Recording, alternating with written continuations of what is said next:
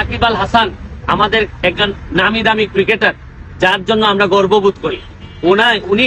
আমি সেদিন যেদিন সে আমারে মারতে আসছিল, আমি কাউরে বলি নাই, আমি মনে করছি থাকুক, আল্লাহর কাছে বিচার দিছি যে এই ধরনের বাংলাদেশ ক্যাপ্টেন্সি পর্যন্ত ক্রিকেটের ক্যাপ্টেন হিসেবেও সে মনে করলাম যে এই ধরনের মানুষ যদি বেয়াদব হয় তাহলে তারপরে আর বিচার দেওয়ার জায়গা থাকে না।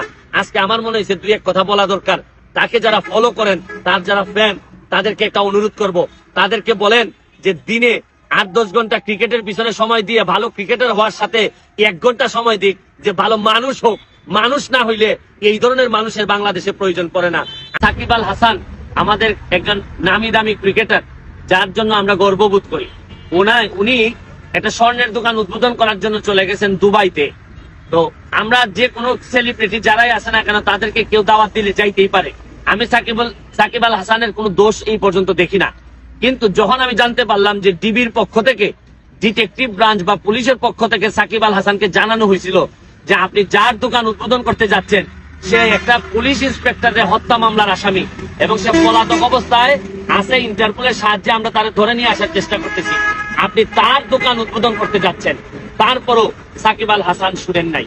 আমার কাছে মনে হয়েছে যে এটা যে একটা অপরাধ, উনি জানেন কিনা যে সেলিব্রিটি হইলে কি তার কোনো অপরাধের বিচার হবে না।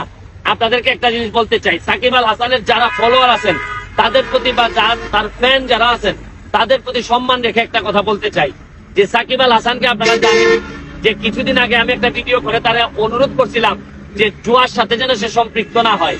জুয়ার সাথে সম্পৃক্ত না হওয়ার জন্য বলছিলাম যদি 3 লাখ টাকা লাগে আমি 3 লাখ টাকাও দিতে রাজি। শুনেন, সাকিব আল হাসান এমন একজন মানুষ, কোন ধরনের সমালোচনা সহ্য করতে পারেন না।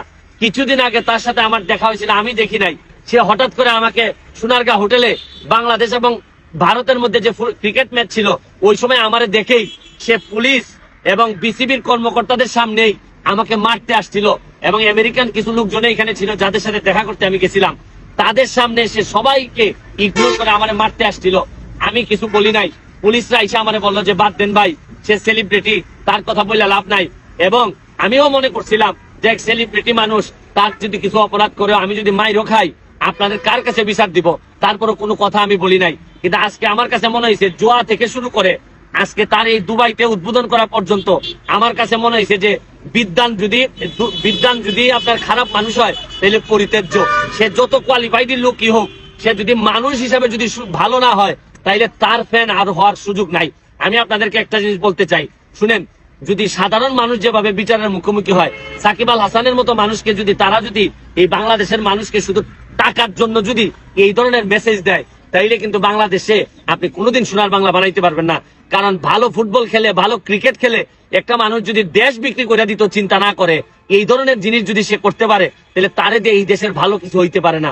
আমি সেদিন যেদিন সে আমারে মারতে আসছিল, আমি কাউরে বলি নাই, আমি মনে করছি থাকুক, আল্লাহর কাছে বিচার দিছি যে এই ধরনের বাংলাদেশ ক্যাপ্টেন্সি পর্যন্ত ক্রিকেটের ক্যাপ্টেন হিসেবেও সে মনে করলাম যে এই ধরনের মানুষ যদি বেয়াদব হয় তাহলে তারপরে আর বিচার দেওয়ার জায়গা থাকে না। আজকে আমার মনে হয়েছে দুই এক কথা বলা দরকার। তাকে যারা ফলো করেন, তার যারা ফ্যান, তাদেরকে একটা অনুরোধ করব, তাদেরকে বলেন যে দিনে 8-10 ঘন্টা ক্রিকেটের পিছনে সময় দিয়ে ভালো ক্রিকেটার হওয়ার সাথে 1 ঘন্টা সময় দিক, যে ভালো মানুষ হোক। মানুষ না হইলে এই ধরনের মানুষের বাংলাদেশে প্রয়োজন পড়ে না। আজকের মতো বিদায় নিচ্ছি।